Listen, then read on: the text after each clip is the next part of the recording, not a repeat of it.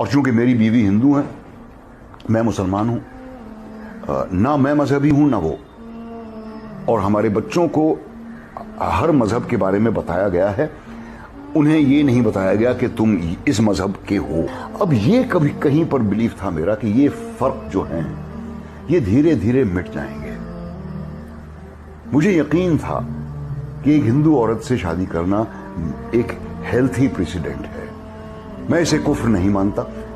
میری والدہ نے بھی مجھ سے پوچھا جب ہماری شادی ہونے والی تھی کہ کیا تم رتنا سے ایمان لاؤ گے؟ میں نے کہا آپ مذہب بدلنے کی بات کر رہی ہیں، میں نہیں اس کا مذہب بدلوں گا۔ تو انہوں نے کہا ہاں صحیح ہے، مذہب کیسے بدلا جا سکتا ہے؟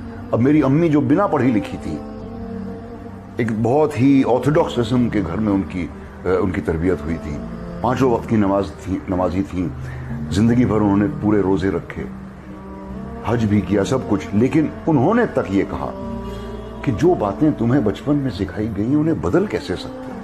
مذہب بدلنا بالکل ٹھیک نہیں ہے۔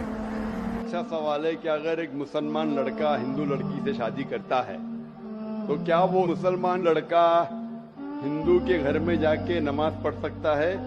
اور کیا وہ لڑکی مسلمان کے گھر میں پوجا کر سکتی ہے؟ سب سے پہلے کچھ شرائط ہے ہر چیز کے۔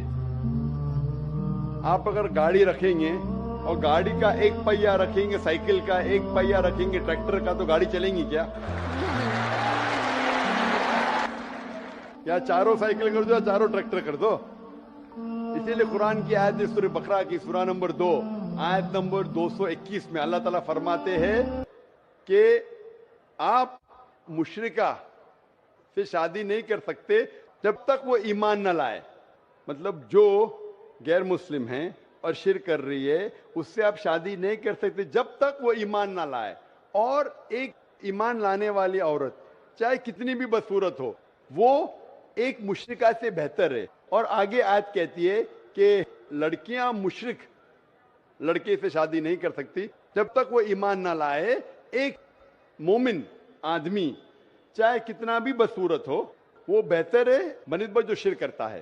اس کی وجہ یہ ہے کہ اسلام میں لکھا ہے کہ اگر آپ خدا کے علاوہ کسی کو اور پوچھتے ہیں، کسی اور کی عبادت کرتے ہیں، یہ سب سے بڑا گناہ ہے۔ اور اللہ تعالیٰ فرماتے ہیں سورہ نساء میں سورہ نمبر 4 آیت نمبر 48 میں، اور سورہ نساء سورہ نمبر 4 آیت نمبر 116 میں، کہ اللہ سبحانہ و تعالیٰ اگر چاہے تو کوئی بھی گناہ کو معاف کر سکتا ہے لیکن شرک کو کبھی نہیں معاف کرے گا۔ اگر ایک انسان مشرک جیسا مر گیا تو اللہ تعالیٰ کبھی بھی اسے معاف نہیں کر سکتا۔ جس نے ہمیں زندگی دی، جس نے یہ ساری چیزیں ہمیں دی دنیا میں، اگر ہم اس کو گالی دیں گے، اس کے علاوہ کسی اور کی عبادت کریں گے، یہ شرک ہوا۔ تو اسی لیے اسلام میں اجازت نہیں ہے کہ ایک مسلم لڑکا یا لڑکی کوئی مشرک لڑکا یا لڑکی سے شادی کرے، یہ اجازت نہیں ہے۔ جہاں تک کہ سوال ہے کہ ایک عام مسلمان ہندو گھر میں نماز پڑھ سکتا ہے، اگر اس کے سامنے کوئی مورتی نہیں ہے تو وہ نماز کہاں بھی پڑھ سکتا ہے اگر جگہ صاف ہے۔ اسی لیے شادی کے لیے شرط ہے کہ دونوں کا ایمان ہو۔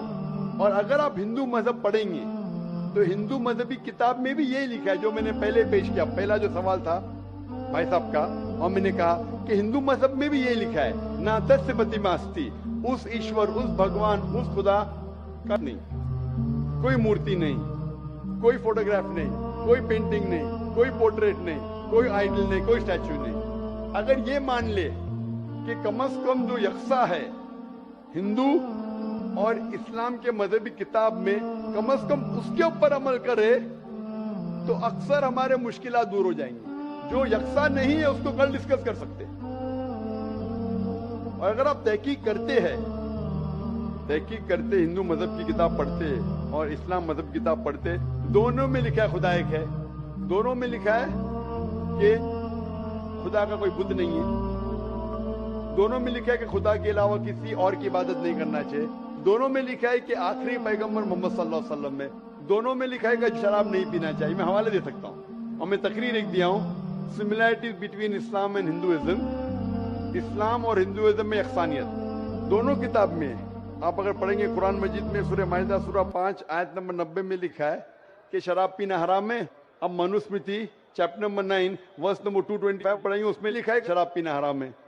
قرآن میں لکھے سورہ مائدہ سورہ نمبر 5 آیت نمبر 3, سورہ بقرہ سورہ نمبر 2 آیت نمبر 173, سورہ انعام سورہ نمبر 6 آیت نمبر 145 اور سورہ نحل چیپٹر 16 ورس 115 میں حرمت علیکم المیتۃ والدم ولحم الخنزیر وما اہل لغیر اللہ بھی.